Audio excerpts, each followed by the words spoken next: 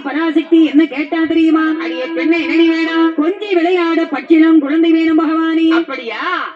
நீ கொஞ்சம் விளையாட இப்ப குழந்தை வேண்டும். பிள்ளை கணபதி இளையவன் முருகப்பெருமான் இருக்கானே, வள்ளி தேவியானையோடு வண்ணமயில் மீது ஏறி லோகமெல்லாம் சுற்றி வருகிறான். அதனாலே கைலாய காவலுக்கு என் பக்கத்தில் அருகில்